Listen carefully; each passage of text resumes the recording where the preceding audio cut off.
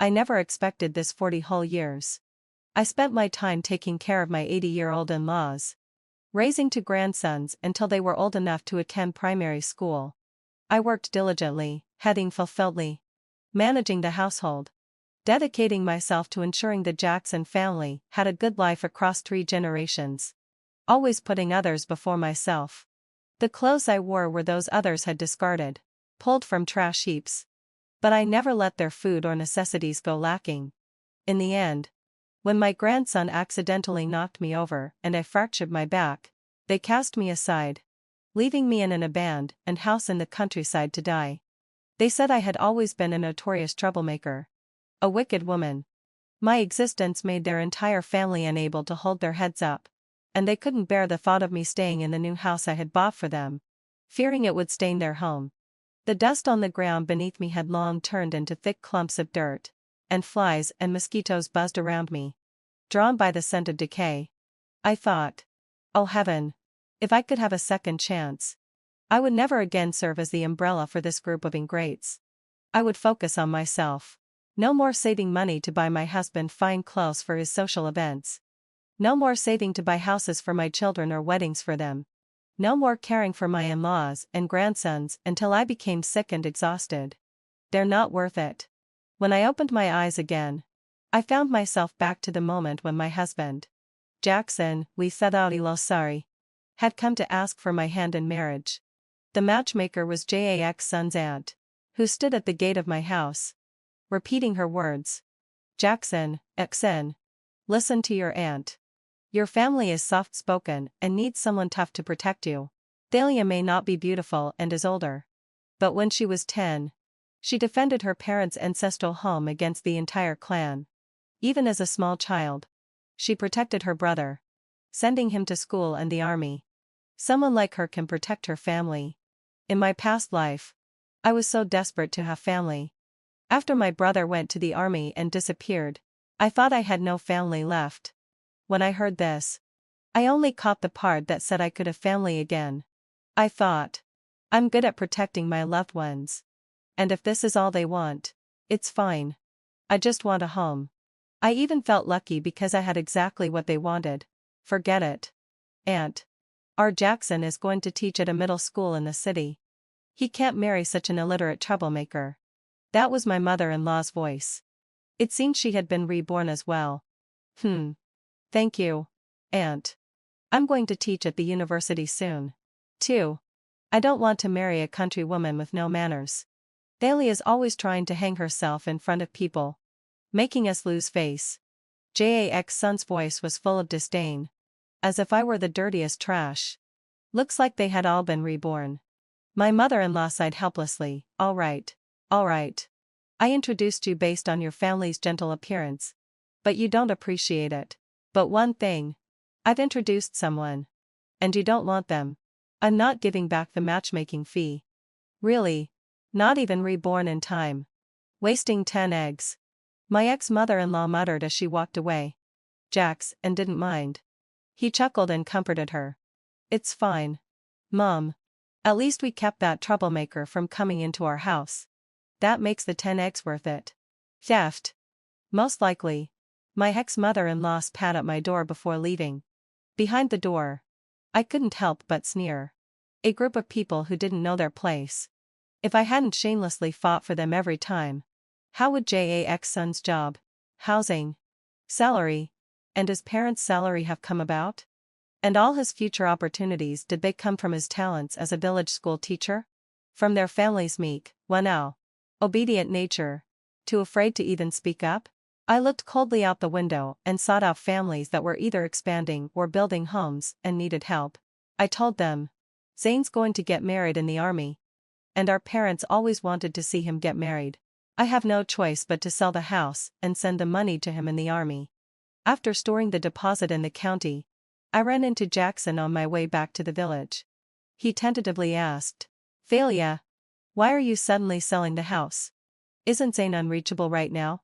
What are you saying? I immediately feigned anger. What's wrong with you? Jackson, you're still a teacher. And you're cursing my brother for being unreachable? Does that mean he's in danger? You're supposed to be a role model. How can you be so malicious? Heaven. Earth.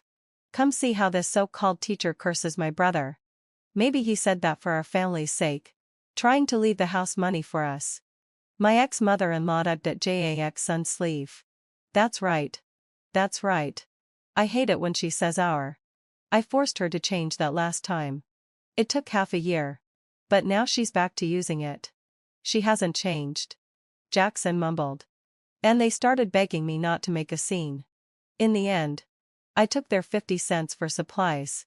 Smiling as I walked off. It's okay. My brother's tough. He won't die. Next time you want to curse, call me again. Thalia definitely didn't get reborn. She's always been loud in front of us. But she respects us. I overheard my ex-mother-in-law's conclusion from around the corner.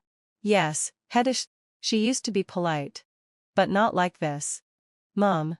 It looks like only we've been reborn in this life. Jackson said. Good. Jackson.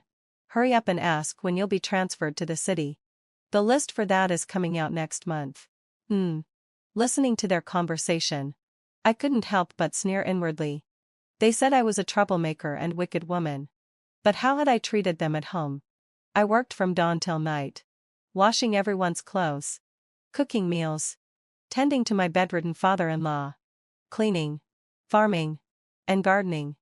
I made sure Jackson had nice clothes for his job and sometimes made little treats to send to his colleagues. I even begged for a job at the canteen for my mother-in-law. I rested as little as possible. Working tirelessly inside and outside the house. Taking care of my father-in-law and children. And letting Jackson and my mother-in-law work. I even took on the task of making straw shoes. That's how our family became prosperous. Year by year. Without me, Jackson is just a soft, useless man. I looked down on him. And this time, if he wanted to transfer to the city's primary school, he would never make it happen.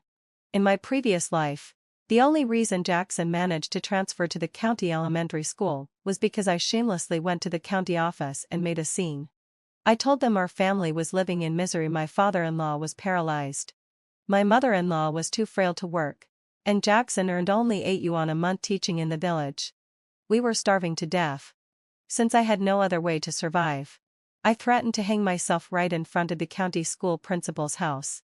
When they saw that I truly didn't care about my life, the county officials finally relented and arranged for Jackson to be transferred to the county school as a teacher.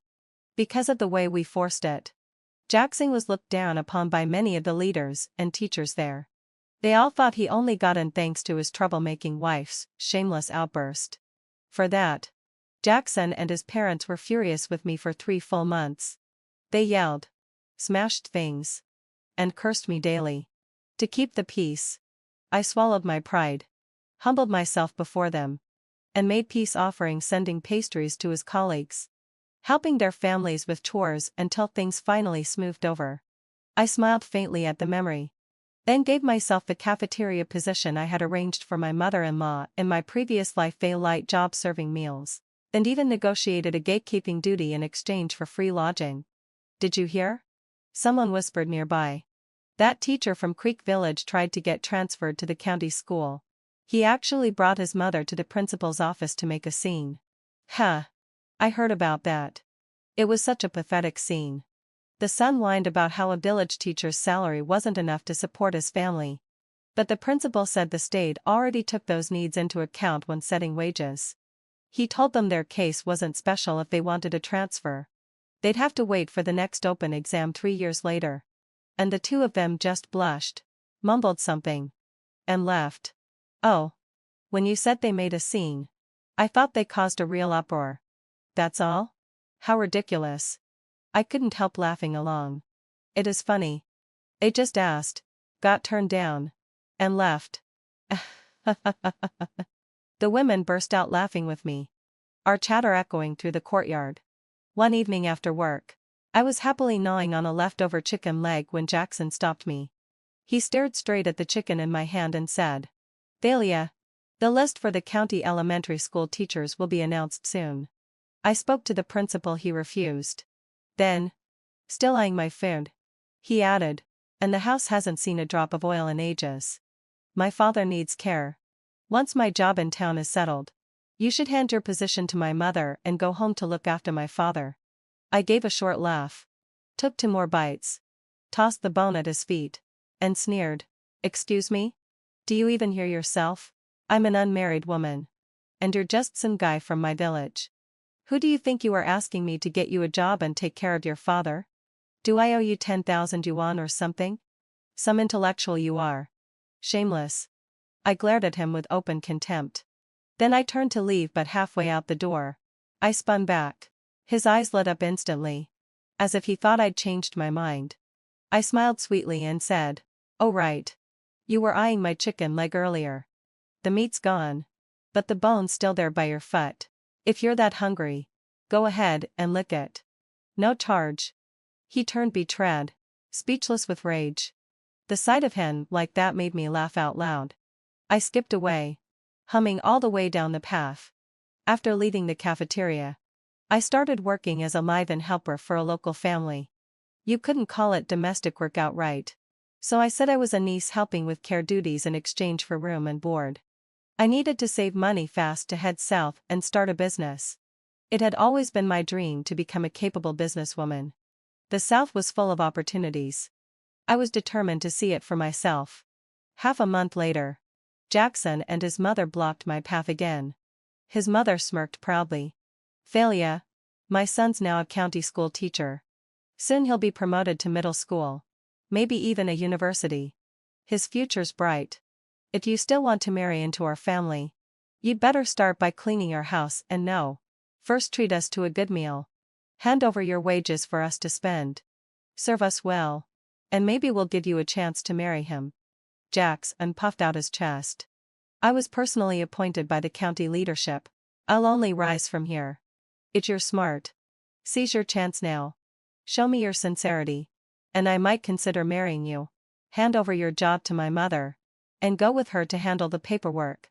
I smiled dazzlingly at them, then turned and ran straight toward a crowd of villagers, screaming at the top of my lungs. "Help! Somebody help! They're trying to steal my job. I'm just a poor, helpless woman sent down from the countryside. And they said if I don't work like a slave for them, they'll ruin my life. Brothers, sisters, uncles, aunts, help me. My parents are gone. My brother's far away. And they want to lock me up and make me their servant. Please. Somebody help." I threw myself to the ground and wailed, beating the earth with my fists. The crowd gathered fast. By the end, Jackson and his mother were kneeling, begging me to stop, and even handed over the 50 yuan they had on them. I walked away laughing, light as air. Later, I found out Jack's son's transfer had been arranged by Director Zhang from the County Revolutionary Committee. And I knew instantly they must have used their knowledge from their second life. They'd gone to Zhang just before he was to be investigated, hoping to secure favors in advance. "But between us," an auntie whispered conspiratorially, "word is, Jackson pressured Director Zhang too hard. The director got angry and told the county principal to make things difficult for him." Hearing that, I couldn't stop the corners of my lips from curling upward. The auntie nudged me playfully. Now, girl, don't look so happy. You're not enjoying his misfortune, are you?" I chuckled. Oh, maybe a little. Laughing at fools never gets old. A few days later, Jackson really did get transferred to the county elementary school. But as fate would have it, he was assigned as homeroom teacher for the 3 worst performing classes. Not only did he have more classes to handle, but a new rule had just been introduced that month any teacher whose class scored lowest would have to clean the public toilets. And so, by his second month in the county, Jackson was sweeping public latrines every day. Word was, his stench got so bad they moved his desk into a storage room. Serves him right. Those in power aren't to be trifled with. If you want to threaten someone, you don't do it half-heartedly, making it look easy to control. When you fight to the end, you risk everything. That's how you win. As for Jackson and his mother, those spineless cowards, they had the nerve to threaten people. But the moment someone retaliated, they didn't even dare to complain. How could anyone like that not end up being trampled? A few days later, Jackson came shamelessly knocking on my door again. Thalia, he said. We're from the same village. You know how things are at the school, they're targeting me on purpose. No teacher ever had to clean toilets before. But now they're making me do it. And the students they gave me are the worst in the grade, it's not fair at all. I almost laughed out loud. You're a strange one, Jackson. You're being bullied, what's that got to do with me? Haven't you learned your lesson from the last few times? Still daring to bother me? Thalia, I'm your husband. I'll marry you. I'll bring you into our family, he said, pushing up his glasses, trying to sound sincere. You're an orphan. And you don't have a home. The Jackson family can take you in, but first, you have to help me with this matter. And you'll hand your job over to my mother and take care of my father instead. Go take the day off and clean up the house, no one's tidied it in ages. The bedding needs washing too. There are moments when words fail you, when all you can do is laugh. How could someone be this confident? He made working like a beast in his house sound like some kind of blessing. I waved my hand impatiently. No, Jackson. Can't you understand plain speech? I told you. I'm a single woman and you've got nothing to do with me. Now get lost as far away and as fast as you can. Thalia, you were my wife in the last life, Jackson said, blocking my way again. If you don't move, I told him with a smirk, I'll make sure you don't leave in one piece today. He'd probably just gotten his salary 2 months' worth. Maybe otherwise he wouldn't have had the courage to come pestering me again. You want to call people over? Go ahead, he said, his eyes darting nervously. If you shout, I'll just say we're courting. No one will marry you after that. So he was threatening me. Jackson, I said slowly, circling him with my arms crossed. I never realized you're not just cowardly and hypocritical. You're downright shameless. Then I loosened my braid, messed up my hair, tugged open my collar, and arched an eyebrow. But if I start screaming you tried to take advantage of me. Tell me how long before you're dragged off to the labor farm? Maybe even shot in a few years. You shrew. You vicious woman. You can't. His lips had gone white from fear. That day, I walked away with his 2 months of wages. 30 yuan. My friends. A full 30 yuan. No need to guess, the 50 yuan I'd taken last time must have been what they conned out of Director Zhang. And before they could even warm their hands on it, I took it right back. When Jackson went to request an advance on his salary, his face was ashen, his lips twitching as if he wanted to say something but didn't dare. Don't worry, I told him cheerfully, patting his shoulder. My reputation's not worth much anyway. Next time you've got another scheme, remember to call me Big Brother. His face turned green. I honestly loved dealing with those two. I had never made money this easily in my life. Really, I planned to swindle them a few more times. My goal was 200. A few months later, the women I worked with started gossiping again. Turns out, they were investigating that Director Zhang for 3 whole months before finding anything. Must have been well prepared, one aunt said. But the higher-ups were smart, they followed the trail and found that Jackson was one of Zhang's planted connections. And then? What happened? Someone asked eagerly. Well, you wouldn't believe that the county school's principal was also secretly in on it and got taken down too. Since Jackson had been persecuted by Zhang, forced to scrub toilets. No less, they decided he was innocent. They even gave him 20 yuan as compensation. He doesn't have to clean toilets anymore. Wow. That Jack's son's got luck on his side. From a village bumpkin to a county teacher with a higher salary, and now he's cleared his name. Isn't that something? When I heard that, I couldn't help but grin. 20 more yuan up for grabs. I thought to myself, I do hope they come looking for trouble again soon. And sure enough, they didn't disappoint. A few days later, Jackson showed up again, said he wanted to treat me to dinner. I looked at him warmly. Fine, but it has to be at the state-run restaurant. I want braised pork, soy braised chicken, and 3 taels of beef noodles, all for me. If you can't afford that, I'm not going. Jackson gritted his teeth. Fine. I'll buy it. So there I was, eating until my lips were shining with oil, while he sat across from me, poking at a bowl of plain noodle soup. eyeing my empty plates like a starving dog. I smiled. I'm done. Speak. It you don't. I'm leaving. He froze for a second. Then quickly said. Thalia. Here's the thing. The Jackson family needs you. I want to marry you. You don't have a family. And we can be your family. He looked earnest. Almost pleading. What I'm about to say may sound strange. But it's true. I had a dream of our past life. We were husband and wife. You fought with my superiors to get me the teaching job. I was ostracized by my colleagues. But you made pastries for me to bring them. Visited my boss's home to help with chores. And soon everyone liked me. Now my mother's too weak to handle housework. And my father's got bedsores, he groans in pain all day. But in the last life, you took care of everything so well. You gave your job to my mother. Looked after my father until he lived to 80 without a single sore. Even got him to recover a bit. The house was spotless every day. And even with little food, you made our meals look rich and delicious. You even planted a vegetable garden behind the house. Later, we had children. You would carry them while going to the leader's house to take care of the elderly. Fighting for opportunities for me to pursue further studies. After I returned, I went straight to teaching at the middle school. Then you secured more chances for me. And eventually, heading fulfilled way, I became a prestigious university professor. Our lives were good. Gradually raising our children. Caring for the aging parents.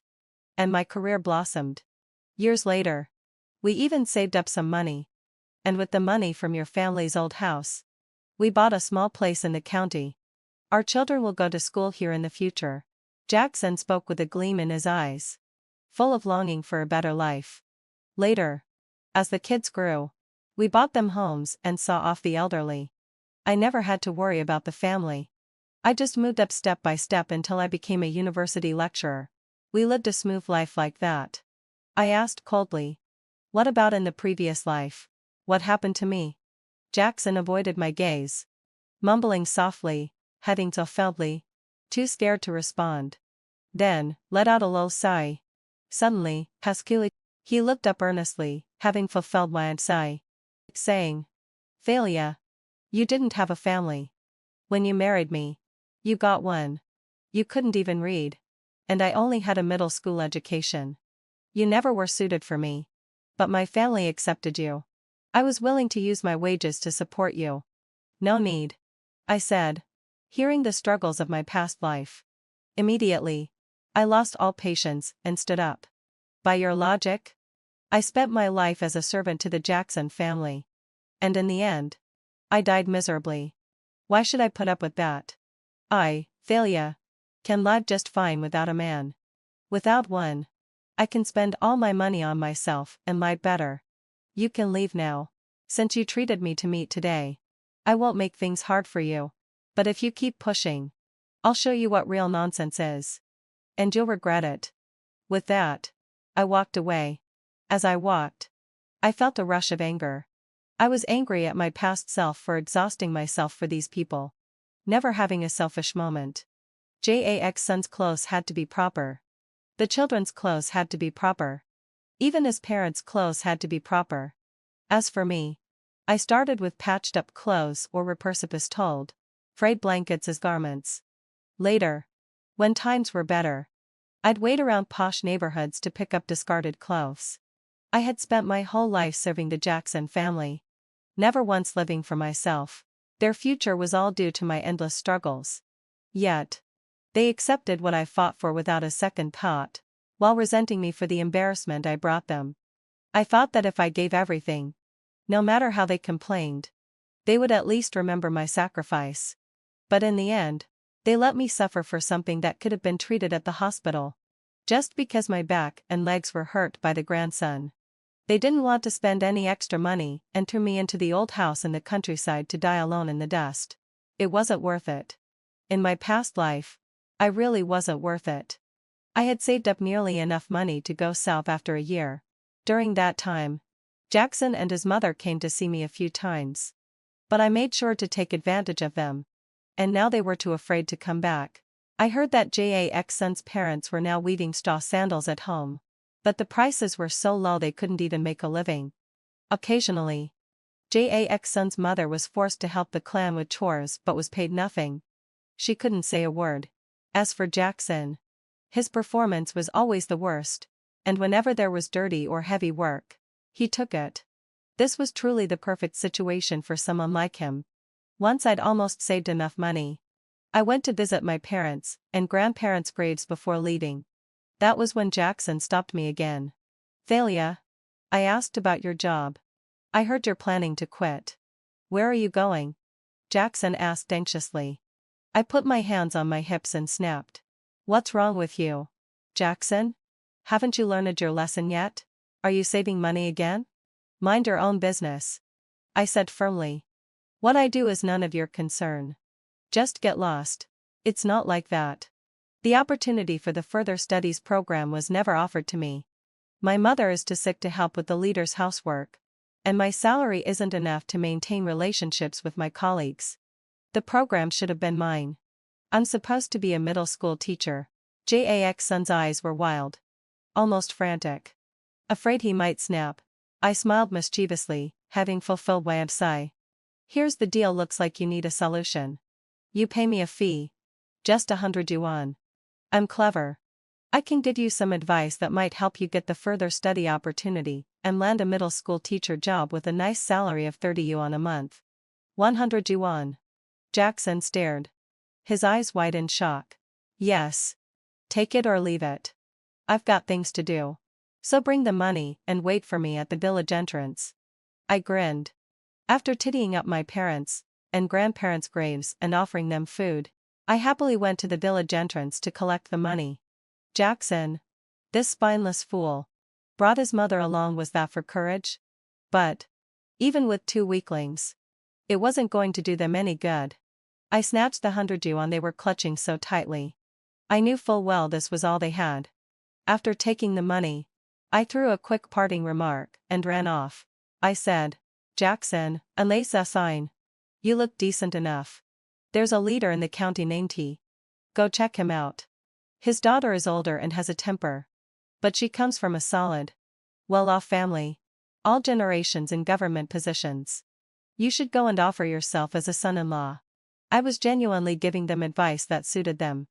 Jackson needed a job, right? And his mother wanted to live well in her old age. They hadn't seen a good income in so long.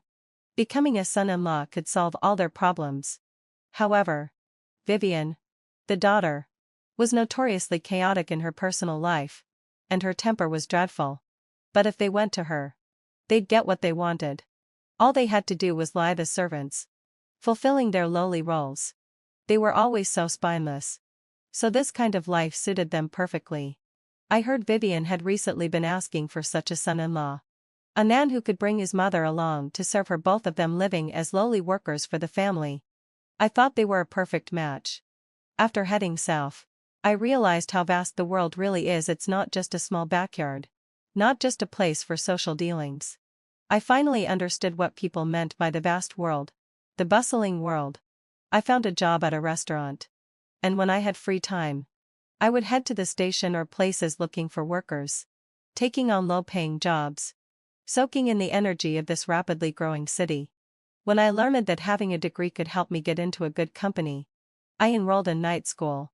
As my savings began to grow, I gritted my teeth and went on to complete high school and college.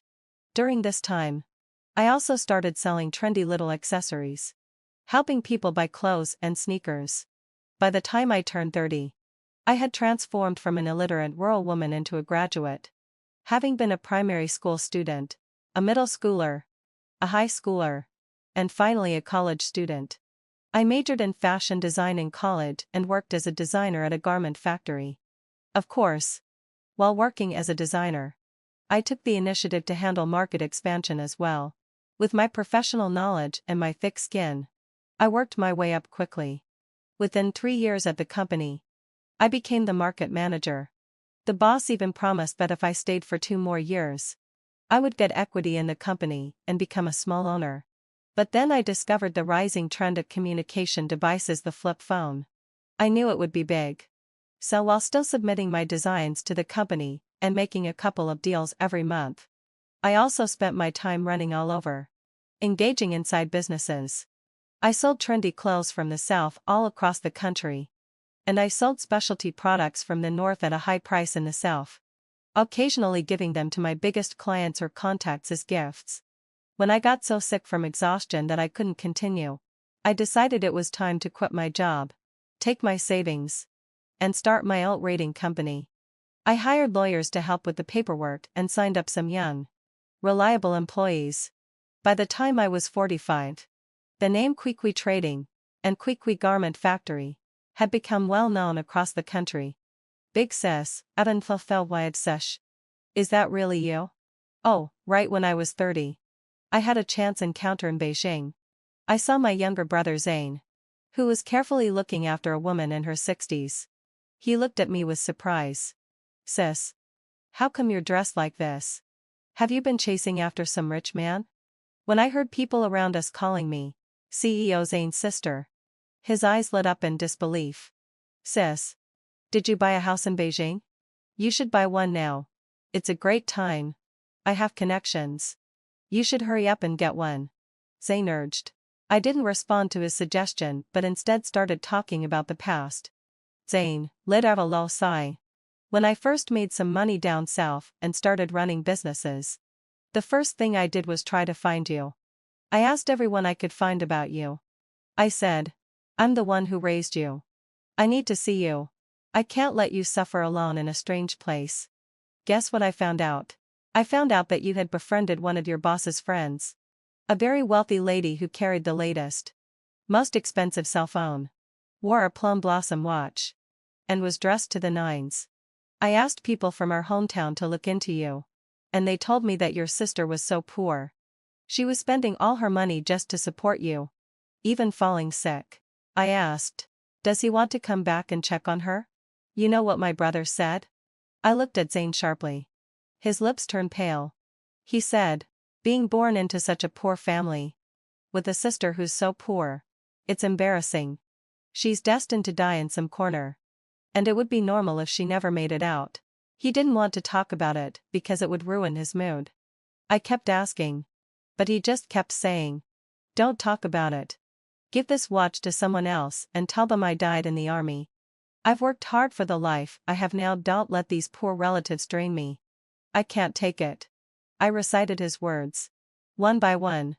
Then I bitterly repeated, I've worked hard for this life. Don't let these poor relatives drain me. I can't take it. That's for you, I said coldly and walked away. Later, when I returned to my hometown to conduct market research, I was warmly received by the local leaders. CEO Zane, it's amazing that you're thinking of giving back to your hometown after your huge success. Our people are truly moved. Are you planning to open a few factories while you're here?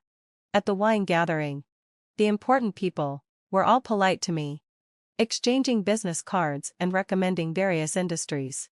Meanwhile, Jackson, who was serving food and drinks, appeared at the scene. When he saw me, he froze in shock, his face turning pale. It seemed that after Jackson married into a rich family, he was truly treated like a long-term servant. Thalia, you're doing so well now, he said, chasing me as I left. But I have to say, you're still the best. Thalia, my current wife doesn't even treat me like a man. She has no respect for me. She often goes out with other men, and she insists that I live with her family and do all their housework, or else she'll sabotage my job and won't give me any money. His tone was pitiful. My salary is directly paid to my wife's account, but she doesn't spend a penny on me. This outfit? I had to use her dad's clothes and get them altered to wear them for meetings. Thalia, they haven't even let me train for anything. I'm still just an elementary school teacher because they think it's easier to control me. I won't ever be able to be a middle school teacher, let alone a university professor. As he spoke, his voice broke, and he began to cry. Thalia, I now realize that you were a tough woman, not to make things difficult for me but to fight for my opportunities. Your temper wasn't bad. You took care of the family, did all the housework, worked tirelessly, and never asked me to do anything. You treated me and my mom so well. Whenever there was food, you always made sure we ate first. But now, I wake up every day and work till late. And my wife says if I can't manage my time and serve her well, she won't let me go to work. I don't have any money. I don't have any future. She's played around so much that she can't even have kids. And I watched Jackson crying relentlessly. And honestly, I couldn't help but think he really did seem like one of those men living off a rich family's fortune. Wait a minute, I interrupted. First of all, I don't think we're even that familiar. We're from the same village. But we barely know each other. I don't know where your dreams are coming from. But in this lifetime, you and I have no connection. Secondly, look behind you. Jackson turned around and immediately noticed that the leaders from the drinking party had followed him out. They were now standing behind him, glaring at him. Good luck, I said with a gleam of schadenfreude in my eyes as I winked. Then I quickly got into my car. A handsome young man threw himself into my arms, whining. Sis, I think I saw a man crying at you just now. Is he trying to hit on you? Wah. I scratched his chin playfully and laughed out loud. You don't understand. That guy must have something wrong with his brain. But even if he didn't, he's nowhere near as good looking as you. He won't catch my attention. Don't worry about it. I honestly didn't care about Jackson's fate. It was bound to be tragic. His whole if you provoke me, there will be no consequences. I'll just complain about it attitude was the mark of a coward. And that's exactly how things were going to end for him. I didn't particularly hate anyone in the Jackson family. Though.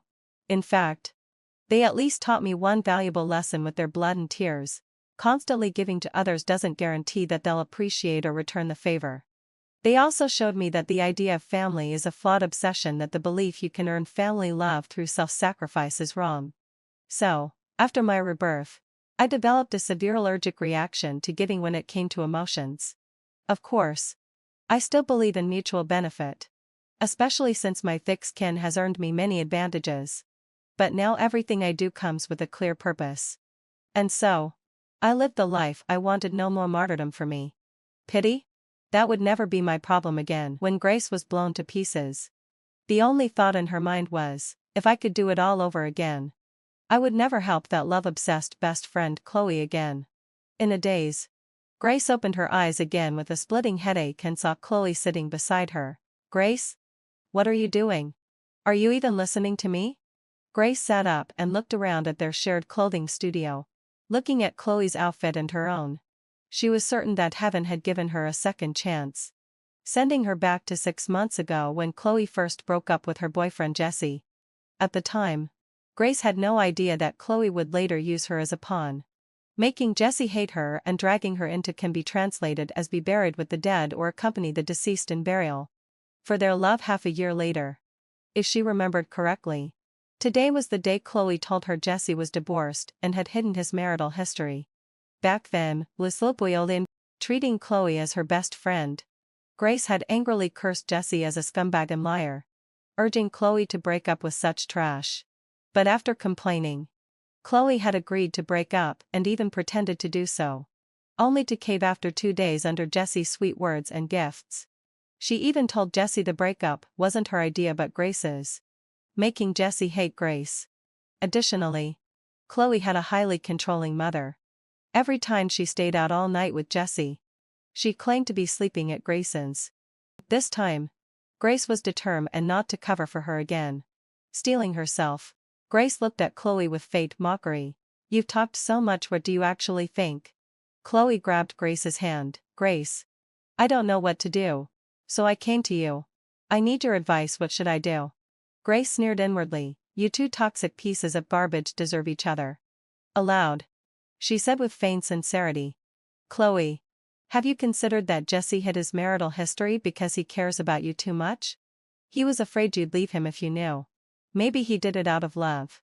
Scared of losing you. She forced herself to speak these words that shattered the 3 U's with a genuine tone. Watching Chloe's reaction, the other woman frowned. But Grace hasn't fulfilled my obsession.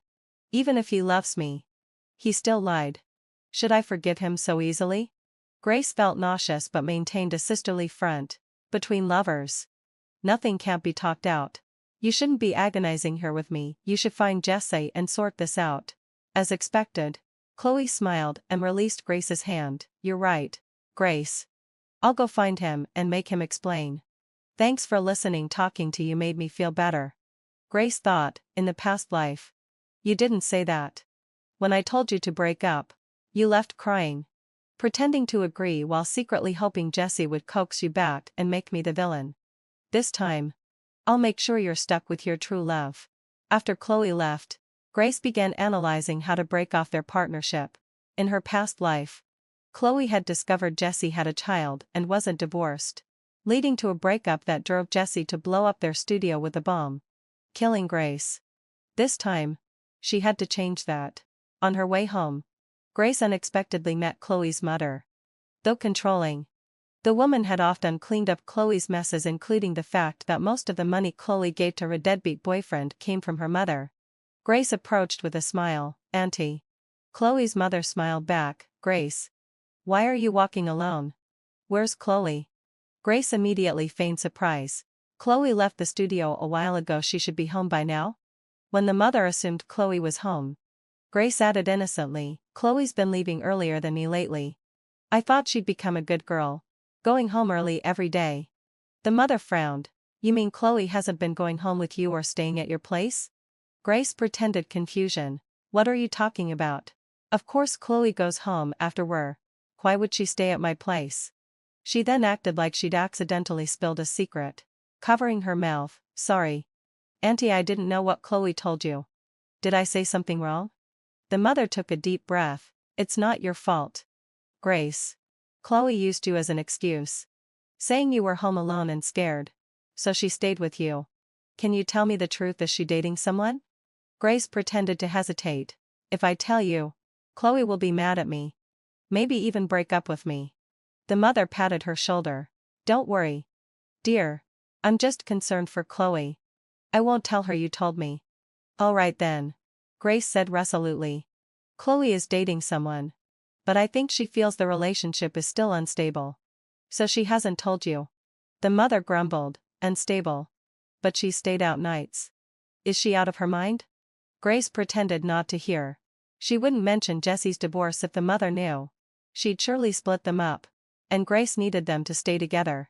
After saying goodbye, Grace returned home and saw her mother cooking. Her nose tingled. It's good to have a second chance. I must stay away from toxic Chloe and cherish life with Mom. The next day, having fulfilled life's day, just as Grace planned how to break up the partnership, Chloe came to her with swollen eyes, clearly having cried all night. Grace feigned concern. Chloe. What happened? Chloe sniffled. Mom found out I'm dating. She saw me with Jesse and said he doesn't look like a good person. I didn't dare tell her he was divorced. She'd definitely make us break up. Grace asked, so you made up with Jesse? Did he explain yesterday? Chloe nodded. Jesse said he fell for me at first sight and felt unworthy. So he hid his divorce. He knelt and swore he'd never lie again. I decided to give him another chance. Grace felt sick but endured as Chloe rambled. But I didn't expect Mom to find out so soon. We decided not to tell her about the divorce yet. Looking at Chloe, Grace thought, Chloe, who was so heartbroken about the lie. Now you're conspiring with this scumbag to deceive your mother. You're not just love-obsessed, you're terminal. In her past life, Grace had warned Chloe's mother about Jesse, only for Chloe to storm into her home and curse her, causing Grace's mother to have a heart attack. This time, Grace would stay out of it. She remembered how the mother had brushed off the incident, saying Chloe just needed to vent, with no apologies or hospital visits. How about it? Chloe asked nervously, fidgeting with her fingers. Jesse says if he has his own business, Mom might approve. I want to discuss withdrawing my shares so we can open a shop with this money and some from our families. Grace inwardly rejoiced she'd been worrying about breaking up the partnership. But she frowned. What kind of shop? Chloe sighed dreamily. A breakfast shop. We'll hire servers. And I'll be the boss lady. Just collecting money. Grace paused. She couldn't agree too easily, lest they regret it later. You know we split profits equally. Your earnings are almost equal to your original investment. If you withdraw, I can only repay your initial share. Chloe was immersed in the excitement of becoming a boss lady in the future. Upon hearing Grace's words, she wore a look of deep understanding. I get it, Grace. Just return the money I initially invested. After all, you've been sharing profits with me regularly. Jesse said he's confident the breakfast shop will recoup its costs in 3 months. So I shouldn't worry about such small change. Then, let out a low sigh. She urged anxiously, but, Grace, can you transfer the money as soon as possible? We're going to do storefronts today and need to pay rent and start renovations. Grace pretended to deliberate. Then said, all right, you can go check out the store today. I'll make some calls to gather the funds and find a way to get them to you in the next couple of days. Delighted, Chloe stepped forward to hug Grace. Thank you for understanding. Grace. Love you. When the breakfast shop opens, I'll cover your breakfast every day. Grace smiled indifferently. After Chloe left, she drafted a withdrawal agreement, planning to have her sign it when she came to collect the money in a few days to prevent future regrets. 2 days later, Chloe arrived with Jesse to pick up the money. When she saw the withdrawal contract, Jesse inspected it repeatedly. Finding nothing amiss, he urged Chloe to sign quickly. After receiving the money, they said happily, thanks, Grace. We'll invite you to the grand opening. Grace nodded with a faint smile and saw them off. Coincidentally, after Chloe withdrew her investment, the studio's orders began to surge. Grace was overwhelmed with work every day. To boost efficiency, she hired several girls with live streaming experience. Time flew by in the midst of business ends. By the time Grace received Chloe's grand opening invitation, 2 months had passed. Since it wasn't yet time to break off the relationship, Grace declined to attend, citing family matters. Instead, she ordered the flower baskets from a florist to be delivered. Half a month later, Grace sat on the sofa with her mother, watching TV and eating fruit, when her phone rang. Seeing Chloe's name on the caller ID, she got up and went to her bedroom. Hello? Grace. Wah. Chloe's pitiful sobs came through the phone. Suppressing her irritation, Grace asked, what's wrong? Chloe? Why are you crying? Jesse lied to me again. He has a child with his ex-wife. Wah. Grace. Can I come to your place? Rolling her eyes at Chloe's accusations, Grace said patiently. Chloe. My place isn't convenient right now. Can we talk tomorrow? But Chloe whimpered. But I'm already downstairs. Can you come down and chat with me in the car for a while? After a moment's thought, Grace agreed. But she didn't go down immediately. Instead, she leisurely ordered 3 bubble teas. When they arrived, she left one for her mother and took the other 2 downstairs. In the car, Chloe took the bubble tea and said tearfully, Grace. You're the best to me. I want to be friends with you forever. Grace thought to herself, no thanks. In my past life, being friends with you ended in pieces. I'm not repeating that mistake. Next came Chloe's lengthy sob fest. How she'd found out about Jesse's elementary school-aged daughter by checking his phone. And how angry, sad, and heartbroken she was. As Chloe looked at her pitifully, Grace felt no sympathy but asked with fake concern. Chloe, do you know the difference between like and love? Chloe was taken aback. The difference between like and love? Grace nodded solemnly. Yes. Do you like Jesse or love him? Do you want a future with him or just the present? Guided by Grace's questions, Chloe blurted out. Of course I want a future with him. But he's lied to me twice. I'm afraid there'll be a next time. Grace scoffed internally. There won't just be a next time, there'll be many more. And every time, you'll cry to me like this. Then go back to that trash Jesse. Pretending to sigh helplessly, Grace said, after all, a relationship involves 2 people. Unexpectedly, Chloe started crying again. Grace. You have no idea. Since the breakfast shop opened, Jesse does nothing all day. I end up doing most of the work because I can't stand it. He didn't invest a penny in the shop and made me take out a loan. Now he owes tens of thousands from gambling. And he says those people will cause trouble at the shop if he doesn't pay soon. Can you help me, Grace? So this was the real purpose? Grace sneered inwardly but said calmly. Chloe. Look at our house. We plan to move to a bigger place this year. But when you withdrew your investment, I had to ask my mom to use her savings for the house to refund you. We really have no savings left now. Chloe lowered her head. Ashamed. Sorry, Grace. I didn't think about that. But don't worry, when I have money, I'll definitely lend you money for a new house. Grace smiled outwardly but thought clearly, a selfish person like you would never consider others' situations. After listening to more of Chloe's complaints, Grace urged her to go back and communicate with Jessie. At home, seeing her mother hadn't slept yet, Grace discussed moving. Their current home was too close to Chloe's parents' house, making it easy for Chloe to show up whenever she had trouble. To distance themselves from this toxic friend and prevent her mother from ending up in the hospital again, Grace planned to move to the new urban area, which also had better medical resources. Besides moving, Grace intended to gradually relocate the studio there. This time, she would live a good life, focus on her career, and let Chloe fade from her life. Grace was highly decisive.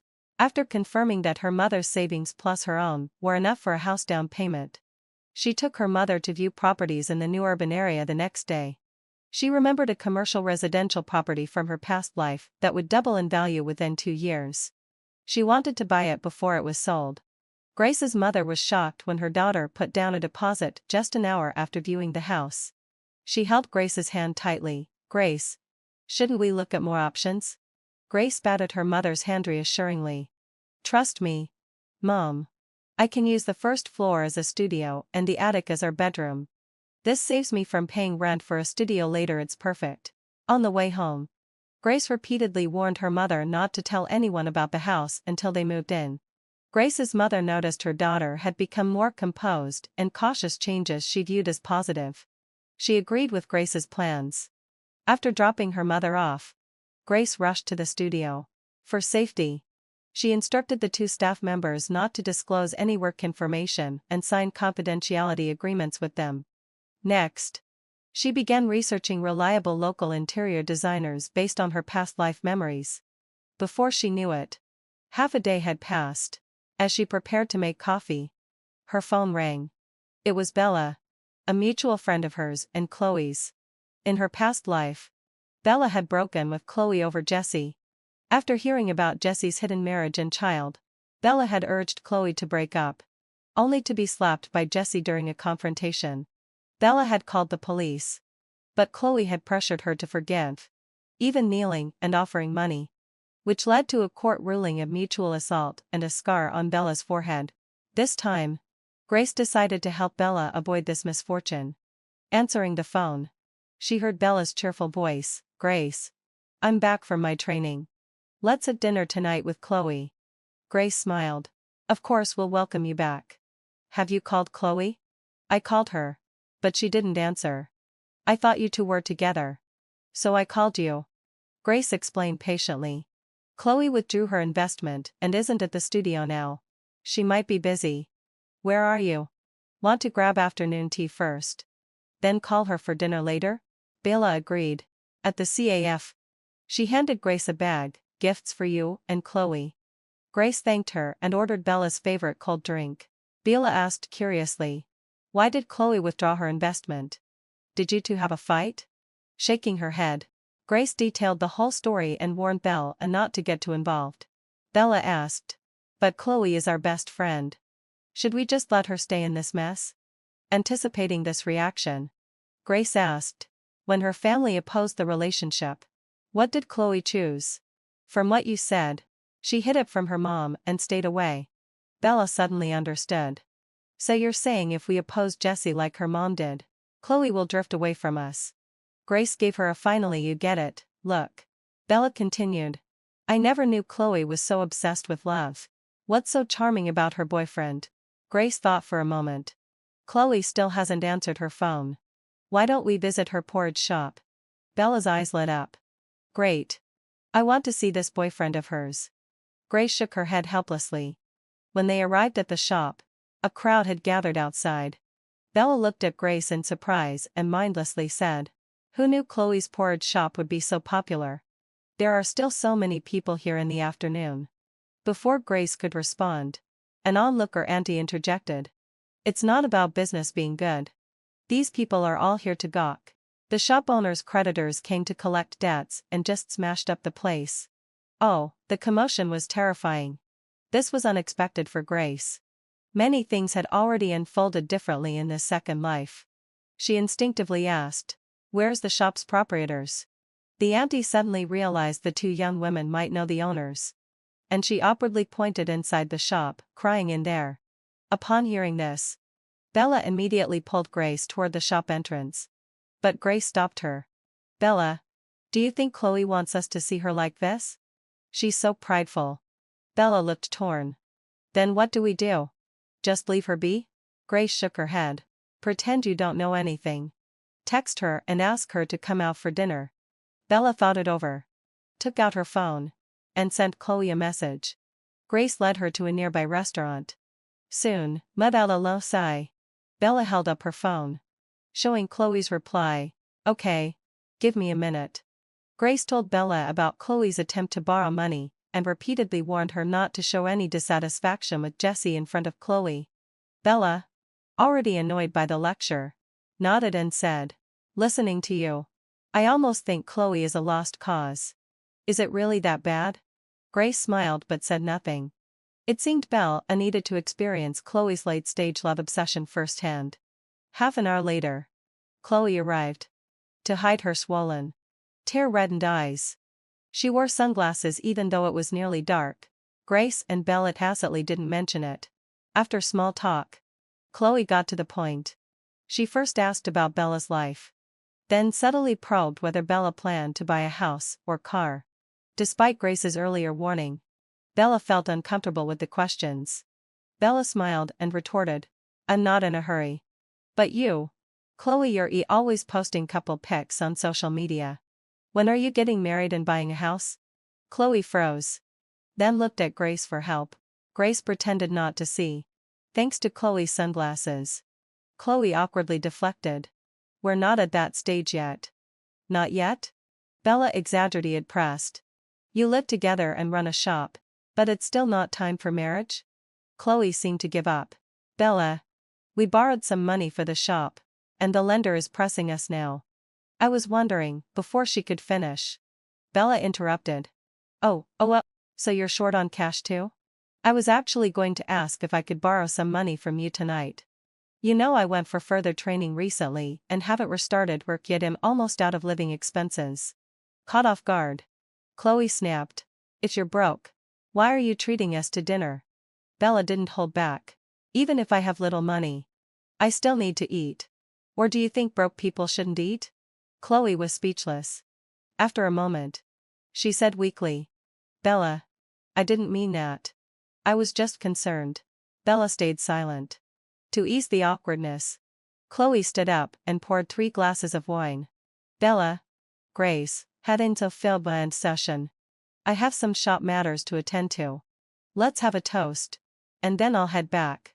Grace raised her glass first, and Bella reluctantly followed. After drinking, Chloe didn't leave immediately. Instead, she eyed the table of food. "Bella, there's so much food. Can I pack some for later?" Before Bella could refuse, Grace interjected, "Chloe, these dishes have been served. It's not great to take half-eaten food back to your boyfriend. The restaurant here is quick with takeout. You can get their business card on the way out and have them deliver fresh food to your shop since it's nearby." Fuming, Chloe fiddled with her fingers. Since Grace had spoken, she couldn't insist on packing and could only smile awkwardly and leave. After she left, Bella huffed. What's her problem? How did she become like this? I was so angry just now. If you hadn't stepped in, I would have snapped back at her. Grace shook her head. No need to offend her boyfriend over a few words. Bella, remember, every word you say to Chloe needs to be careful. One slip, and you might unknowingly offend her petty boyfriend. Bella mused. So what you're saying is, Chloe will tattle to her boyfriend about even the smallest thing? Grace nodded. Pretty much. The two then shifted to discussing Bella's plans. Bella had worked as a translator and was returning to her company tomorrow after further training. She'd always wanted to start a side business. Honest and efficient, she was someone Grace planned to collaborate with. After dinner, Grace said with a smile. Bella, feel free to stop by the studio sometime. If I get overseas orders, I'd like your input. Bella agreed readily. No problem. I'll swing by after wrapping up at the office in a couple of days. When Grace got home, she saw her mother packing old items into cardboard boxes. Mom, what are you doing? Her mother pulled her to sit down. We paid the deposit today. And the down payment is due soon.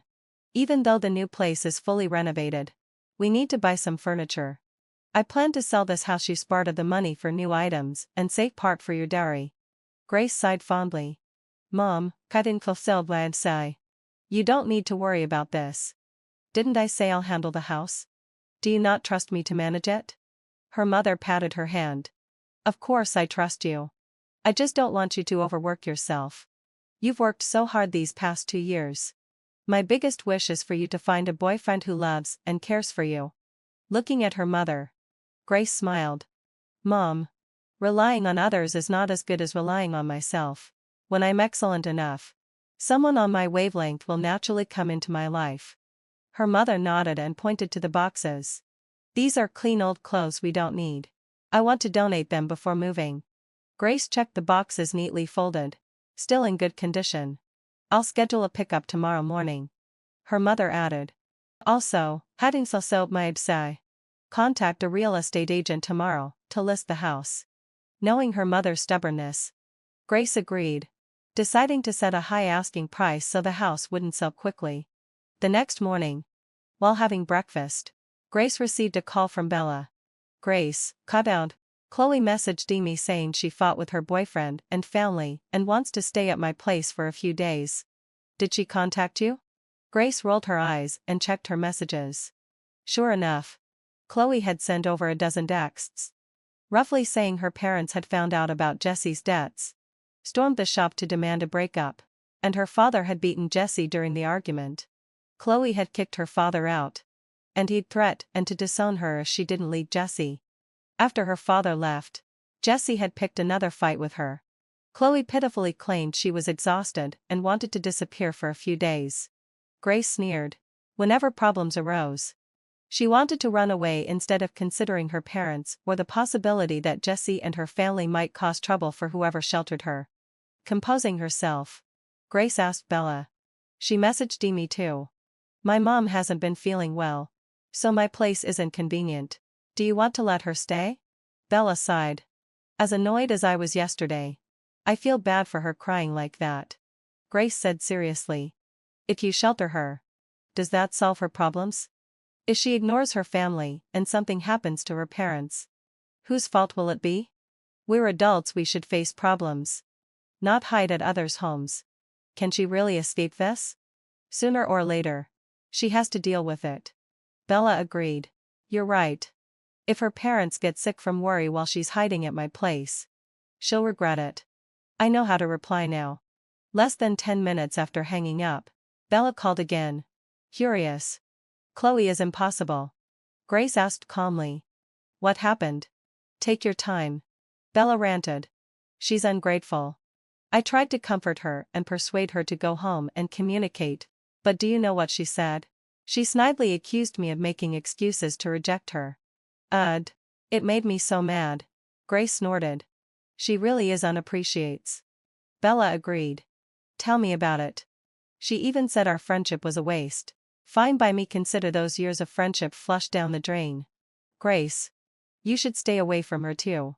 Grace agreed and comforted Bella. Don't be upset. Come to the studio after work, and we'll have hot pot at my place. I'll ask Mom to prepare your favorite ingredients. After her ordeal, Bella saw the contrast clearly. Grace rarely asked for help and always gave more in their friendship. Don't trouble Auntie. I'll pick up hot pot ingredients from a mall after work and have them delivered. Auntie just needs to prepare the broth. Grace readily agreed. Okay. See you tonight. That evening, Bella didn't go to Grace's studio alone. She brought several colleagues. These colleagues came from well-off families and had been eager to buy designer clothes for the season change. Grace was delighted by the business opportunity. As she introduced her designs, she invited them to try on the ready-to-wear samples. Impressed with the clothes, Each of them picked out several sets. Grace smiled and said, "Since you're here with Bella, I'll give you a 20% discount." The group was thrilled, repeatedly saying they owed it to Bella. Watching Grace professionally showcase the designs, Bella formed an idea. After the colleagues left, Bella said obsequiously, "Grace, you talked so much, must be thirsty. Let me get you some water." Grace waved her off with a smile. "Just say what you need. I can tell you have something on your mind." Bella grinned. "Grace, since Chloe withdrew her investment, can I take her place?" "Don't worry. I'm not greedy. Just some pocket money, and a few nice outfits each year would be great." Grace sighed inwardly. She did want to partner with Bella, valuing not just her connections, but also her strong business and translation skills. She just didn't expect Bella to bring it up so soon. Grace smiled and handed Bella a copy of the contract she'd signed with Chloe. "If you want to invest, take a look. I can print a new one for you later if this works." Surprised by Grace's readiness, Bella happily took the contract. She hadn't expected to see the original agreement with Chloe, especially since Chloe had invested at the original share price. After a quick review, Bella confirmed again, "You're sure about offering me the original share price?" Grace nodded. "I believe in your abilities. You won't just sit back and call it dividends." Bella gave her a "you have good taste" look, transferred the money in installments, and signed the contract. Grace led her to the studio warehouse and handed her a brochure. "These are all the ready-to-wear designs. Consider them a welcome gift for a new shareholder." Bella hugged Grace excitedly. "I love you, Grace. But I'll be modest and pick just 2 sets." After a pause, she added, "Actually, can you style them for me? The outfits you picked for my colleagues looked so classy, I loved them." Grace selected 3 new designs for Bella, who blushed with joy as she tried them on. Afterward, they locked up the studio and went home to enjoy hot pot, carrying the clothes happily.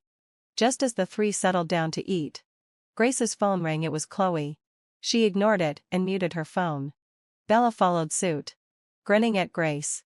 After dinner, Grace walked Bella to the residential parking lot. Bella asked, "Will we really cut ties with Chloe?" Grace shook her head. "I'm not sure." She took out her phone to check messages from Bella. Bella leaned over to look and suddenly clutched her chest. "Grace. Glad I didn't take her in. Her boyfriend is a lunatic." Grace frowned. In this life, since neither she nor Bella had helped Chloe, Chloe had stayed with a male friend, causing a fight between the friend and his girlfriend. The girlfriend had stormed into the porridge shop, demanding Jessie take Chloe away. During a violent altercation at the friend's home, Chloe fell and suffered severe bleeding. Rushed to the hospital. They found she was pregnant, but the baby couldn't be saved. Chloe was now contacting them both, partly because she was afraid to tell her parents and wanted them to take turns caring for her, and partly because Jessie had no money to pay the hospital bills. Bella scoffed. "Does she forget what she said about me this morning? I'm not going near that mess. And I don't have extra money for her." She looked at Grace, who silently scrolled through a food delivery app. Grace sent Chloe a voice message. "Chloe, I'm really sorry. But you know my mom hasn't been well. I need to take care of her. I just ordered you chicken soup. Asked your boyfriend to pick it up later." Bella asked, "Why send her soup? Sympathy?" Grace replied, "It's better to offend a gentleman than a petty person. We can drift apart gradually, no need to cut ties abruptly. Especially now." In truth, Grace knew this would make Chloe resent rather than hate her, allowing her to fully break off the relationship later when things stabilized. Bella asked, "What should I do?" Grace thought. "Tomorrow, ask a couple of close colleagues to visit her with a fruit basket or flowers. With others around, she won't dare ask you for money." Bella agreed and left. Back home, Grace felt uneasy and told her mother everything about Chloe. Her mother frowned. "How did that girl become like this?" Grace warned. "Mom, don't go to their porridge shop. And don't let Chloe in if she comes when I'm not home." She ordered a smart video doorbell, installed it after delivery, and finally felt calmer. The next day at noon, Grace texted Bella again, warning her not to argue with Jessie. When she didn't get a reply for half an hour, She was about to call when Bella rang. Grace. I was driving. Just got to the office building. Colleagues went up first. So I called you. Relieved. Grace asked. Everything okay? Bella rambled. You won't believe it. After visiting Chloe, we saw her boyfriend fighting with her cousin, both got hurt. And the police came. I remembered your advice to leave quickly. So I dragged my colleagues away before they could gossip. Good girl. Right? Grace laughed. Very good. I'll buy you a cake as a reward. Bella cheered. Bring it to the studio. I'll bring more colleagues from other departments tonight. I love the clothes my co-workers and I wore. After hanging up, Grace had her staff tidy the studio and prepared tea for Bella's arrival. When Bella's colleagues left, each carried two big bags of clothes. And Grace's staff helped load them into cars. Sitting on the sofa, Bella munched on cake, eyes closed in bliss. Grace. You're not just a business genius, you pick amazing cakes too. Grace sat beside her seriously. I need to tell you something. Bella put down the cake, sitting up straight. So serious? Go on. Please don't tell Chloe about your investment for now. She has so much going on she might misunderstand. You get it. Right? Grace watched her reaction. Bella leaned back on the sofa. Don't worry. I know better. Oh, forgot to tell you, Jessie got detained for breaking her cousin's nose. The funny part? Her cousin was standing up for her. But she blamed him when she told me about it. Unbelievable. Grace frowned. This life. Bella's past ordeal had happened to Chloe's cousin instead. She sighed. No matter who she is, we should keep our distance from her and her boyfriend. In the following days, Grace focused on the studio and decorating her new home, while Bella often brought acquaintances to shop. The next time they saw Chloe, she burst into the studio, eager to play matchmaker. Bella and Grace exchanged a look before saying, We thought you were here to catch up, but turns out you're a matchmaker now? Chloe smiled. I was going to meet Grace first, then invite you to dinner. Lucky you're both here, you're e-dast and to meet Jessie's friends. Bella rolled her eyes and muttered, Anyone hanging out with Jessie can't be good. Afraid Bella would say something rash. Grace smiled at Chloe. Thanks for the thought. But Bella and I aren't looking for boyfriends right now. Chloe huffed. You haven't even met them. Don't reject them yet. Just then, Jessie walked in uninvited, flanked by two sleazy-looking men. Bella asked, What's this? Chloe approached them obsequiously. Let me introduce Jessie's brothers. They're here to invest in a new business project. Young like Jessie, but brilliant talents. I'm only introducing you because you're my best friends. Grace listened patiently, then quietly messaged to Bella, So we have boyfriends. Find two colleagues to help. Bella, already on edge, gave a subtle okay. Instead of colleagues, she called her childhood friend, who ran a martial arts club, figuring the muscular, handsome guys would be safer than her office's gentle male co-workers. As Jessie lounged and ordered Bella to make coffee, Bella's friend entered with a handsome, sturdy man. As soon as the two entered the studio, Bella's childhood friend Ethan casually put an arm around Bella's shoulders. Why didn't you answer your phone or reply to messages? Weren't we supposed to have dinner at my grandpa's house tonight? Chloe frowned at this, turning to Bella. Bella, do you have a boyfriend now? Ethan glanced at Chloe and smiled. Bella and I are childhood sweethearts. Inseparable since we were kids. Our families arranged our marriage when we were little. Who are you? Chloe asked suspiciously. Bella and I have been best friends for years. Why haven't I heard her mention you? Ethan didn't hold back. I thought Bella only has one best friend. Grace. I've never heard her mention you either. Chloe was left speechless. She turned to Grace, who pretended not to notice. Just then, the man and brought approached Grace, taking a coconut latte from a paper bag and handing it to her. Room temperature. 30 sugar. Grace thought to herself.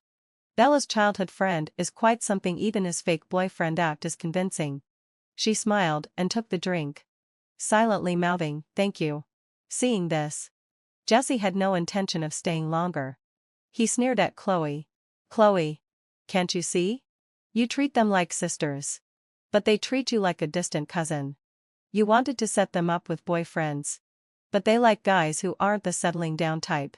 Bella and Grace naturally ignored this foul-mouthed man. But Chloe couldn't hold back. She shouted, "If you both have boyfriends, why didn't you say so earlier? You made me and Jesse look bad in front of his friends." Bella put her hands on her hips, ready to argue. "You walked in here talking about setting us up. Did you even ask if we have boyfriends?" Chloe pointed angrily at Bella. Then at Grace. "I get it now, you two want to isolate me. Don't you?" Grace stood up abruptly. "Chloe. Let me ask you, you keep saying you're setting us up with boyfriends for our own good, but how well do you know the men Jesse brought? Weren't you and Jesse trying to use us as favors? Don't deny it, your behavior just now gave me that impression." Chloe spluttered. "Grace. If that's how you see me, then we're done. Let's break up our friendship." With that, she turned and left. Watching her leave, Bella snorted, "Like I care." Noticing Grace's displeased expression, Bella gently tugged Ethan's sleeve. "You and your friend should leave first. I'll treat you to dinner another day." Grace understood Bella was trying to soothe her. But she wasn't unreasonable. She quickly composed herself and smiled at Ethan. "Why wait? Thank you and your friend for helping today. If you're free, let's have dinner together." Ethan replied cheerfully. "We're free. How about some skewers and beer?" The four went to a bustling barbecue restaurant. Ethan formally introduced his best friend to Grace and Bella. "My closest buddy, Ryan. He's 185 cm, 75 kg, runs a social media company, and is single." He winked at Bella as he spoke. Bella took the cue. "This is my best sister, Grace. She's 168 cm, 48 kg, and runs the clothing studio you saw. People are lining up to set her up, but she's also single." To spare Grace from awkwardness, Ryan smiled and poured her a glass of juice. "Nice to meet you." Grace smiled back. "Same here." The four chatted and laughed over skewers and beer, enjoying a harmonious atmosphere. But as they finished paying and prepared to leave, they ran into Chloe, Jesse, and several others entering the restaurant. Chloe had expected Grace to apologize, treat her to a meal, or even pay for their barbecue. Instead, Grace and Bella walked past her without a glance. Upset, Chloe chased after them and grabbed Grace's arm. "Grace. What's your problem? Why didn't you say hello? Do you really want to end our friendship?" Grace pulled her arm away firmly. "Weren't those your words? Why should I be the first to speak?" Chloe took a deep breath. "So, you're going to make Bella break up with me to over such a trivial thing?" Bella stepped forward. "Chloe. Are you insane? You were the one who said we're done. Remember? Don't blame Grace, let me make it clear, Bella, am done with you. We're no longer friends." Chloe scoffed at Bella. "Grow up, will you? Are we still kids? Breaking up over petty fights?" Grace looked at her calmly. "We're not fighting. You're used to taking in this friendship. The moment we don't cater to you, you throw a tantrum. We used to cherish this friendship enough to coddle you. But now we're tired of it." Chloe snapped. "What have you two ever given? You think you're the only ones who contributed? Didn't I spend time on this friendship?" By now, Grace and Bella were too disappointed to respond. Jesse shouted from the restaurant entrance. "Chloe. Enough. Who needs who? When you're rich, you'll have plenty of friends. They look down on you now, stop humiliating yourself." Ethan and Ryan barely restrained their urge to punch him. Not wanting trouble, Grace exchanged a look with Bella and pulled the two men away. On the way, Ethan ranted. "What a sleazy guy. No wonder you'd to cut her off. Good riddance. She's no better than her jerk of a boyfriend." Ryan added dryly. Birds of a feather flock together. Grace and Bella nodded in agreement. Turning to Grace, Ryan asked, "Grace, does your studio have clothes for my mom's age group? Mother's Day is in a couple of days, and I want to pick out 2 outfits for her." Grace nodded. Ethan chimed in. "I'll pick some for my mom too. But listen, you secretly paid for the barbecue earlier, so we'll pay full price for the clothes. Otherwise, we'll feel awkward." Bella smiled generously. "How about VIP discounts then?" The next day, Ethan and Ryan brought their mothers to the studio. explaining they wanted to ensure their choices were liked. The two aunts took a keen interest in Grace's vintage Cheongsam designs. After Grace's introduction, they loved every piece. Grace gifted each of them a Cheongsam, offered VIP discounts on the rest, and included lifetime free cleaning. Ethan's mother praised her. "You're amazing. Dear, such a business mind. Do you have a boyfriend?" Grace replied confidently. "Thank you, Auntie. I'm single at the moment." Afon's mother pulled Ryan's mother over. "She's single. Your Ryan is single too, right?" Ryan's mother smiled, linking arms with her friend. "Ryan told me last night he met an exceptional girl, this very one." Ryan coughed awkwardly at his mother's words. But Grace was busy helping the staff pack the aunt's chosen clothes and didn't hear. As they left, Ethan's mother invited Grace. "Grace, come visit us with Bella when you're free." Ryan's mother added, "We live in the same neighborhood, feel free to stop by with Bella." After seeing them off, Grace announced to the staff that each could pick an outfit for their mother as an employee benefit. Everyone was delighted. That evening, Grace selected clothes for Bella's mother and waited for her to arrive. But Bella stormed in. Fuming, Grace handed her a cup of chrysanthemum tea. "What's wrong?" Bella took a big sip. "It's that Chloe. She's telling our mutual friends that our relationship turned sour after I came back, claiming I convinced you to break up with her." "I'm so pissed." Grace asked seriously. "Do you still care about Chloe?" Bella sat up straight. "No. Why would I? I just think she's crazy for gossiping about us instead of reflecting." Grace took Bella's hand. "Think about it, if Chloe could reflect, would our friendship have ended like this?" Bella nodded. I know. But it still bugs me." Grace looked her in the eye. "Why care about someone you don't even care about? Negative energy only drains you if you engage with it. Ignore it, and it will bounce back to where it came from." Bella suddenly understood. She took out her phone and posted the quote on social media. "Grace, you're amazing. Losing you must be Chloe's biggest loss." Grace batted her shoulder. "You're amazing too. Her loss, not ours." A then picked out clothes for Bella's mother. "Did you choose something for your mom?" Bella asked. Grace pointed to a shopping bag by the door. "Of course. Let's go home together. My mom made chicken soup and wants you to join us." On the drive home, Bella grumbled about other drivers, making Grace laugh. "Don't scold them and then scold me later." At this moment, Grace's phone rang, and the caller ID showed it was her mother.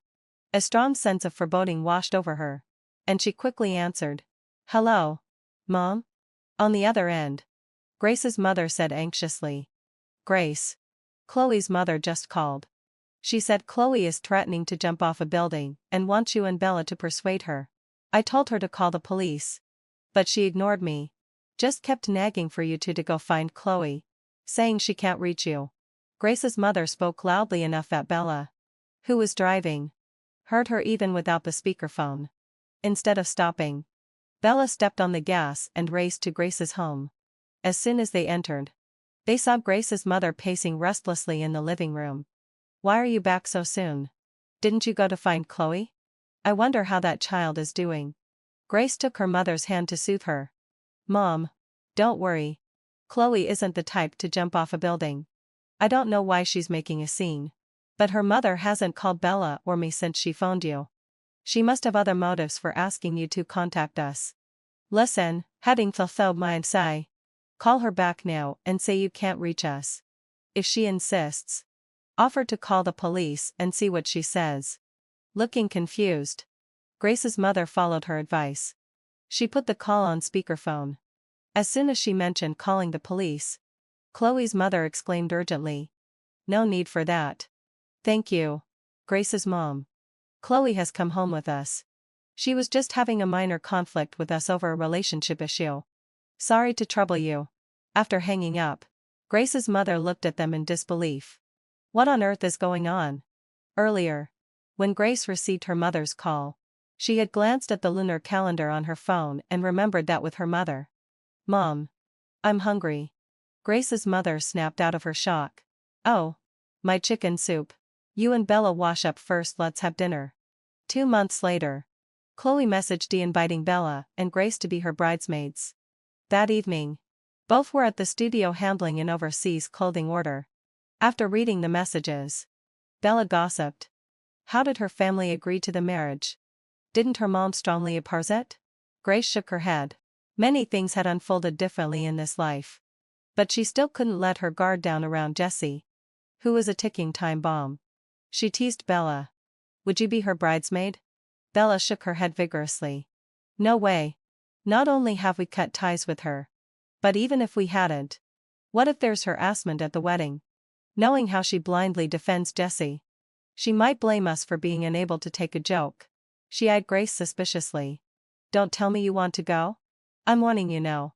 Grace laughed at her reaction. Don't worry. I won't go either. After this order, I plan to take my mom on a trip. Maybe you can join us if you can get time off. Bella perked up at the idea of a vacation. Great. Then I can use the business trip excuse to skip Chloe's wedding. By the time they finished work, it was already early morning. After washing up, Grace lay in bed, recalling her past life. In her previous life, Jessie had brought explosives to the studio because Chloe tried to break up with him and demanded he repay a loan, threatening to sue. Now that they were getting married, did that mean she was safe? But something still felt off. As long as Jessie and Chloe weren't completely out of her life, she couldn't be fully secure after all. Marriages could end in divorce. With these thoughts, Grace drifted off to sleep.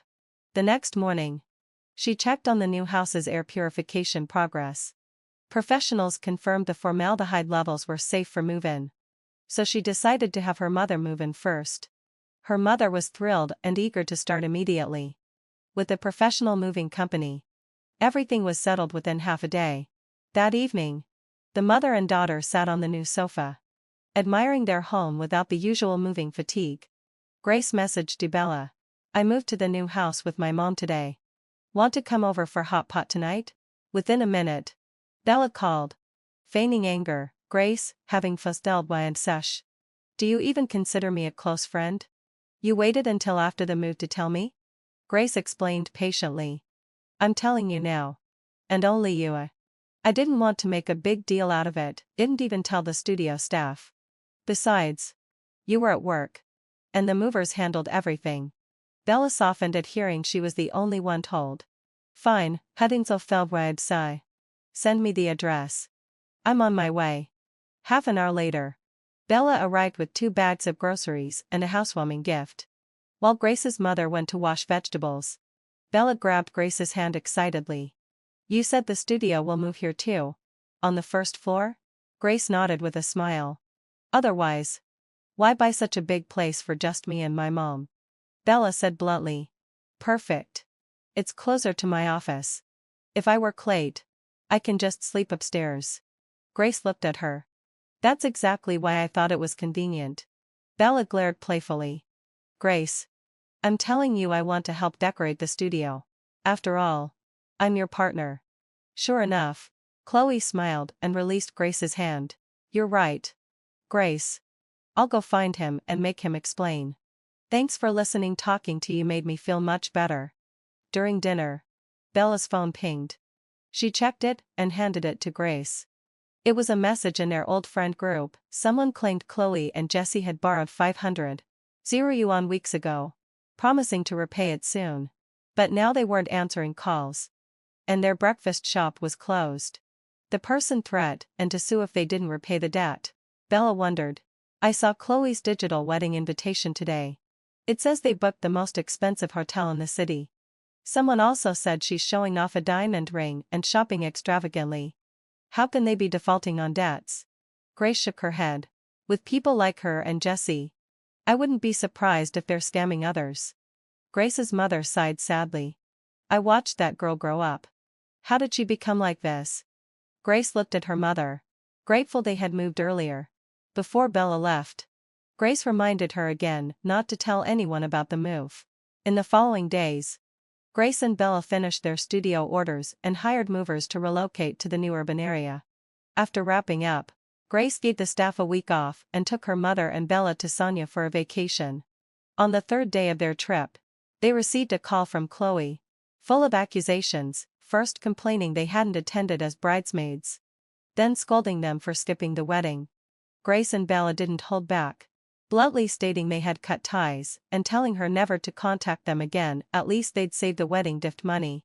The next day, they saw news about Chloe and Jesse. Jesse had given Chloe a fake diamond ring, and when she exposed him in public, he flew into a rage and caused another miscarriage.